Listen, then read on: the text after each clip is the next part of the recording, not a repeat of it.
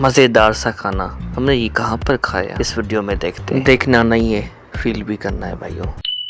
Subscriber ने recommend किया कि उमर खान रेस्टोरेंट जाएं, वहाँ का खाना जरूर ट्राई। भाई साहब जबरदस्त कढ़ाई, जबरदस्त कबाब, जबरदस्त रायता, चटनी, नान वगैरह हर चीज फ्रेश है। एम्बियंस वगैरह इतना खास नहीं था, लेकिन खाना वगैरह हर चीज A1। हम करते हैं खाने को एंजॉय, और आप आए हाय के ना भूलिएगा। वीडियो को मुकम्मल देखिएगा, लाइक शेयर सब्सक्राइब जरूर कीजिएगा। मजीद वीडियोस के लिए अल्लाह हाफिज़।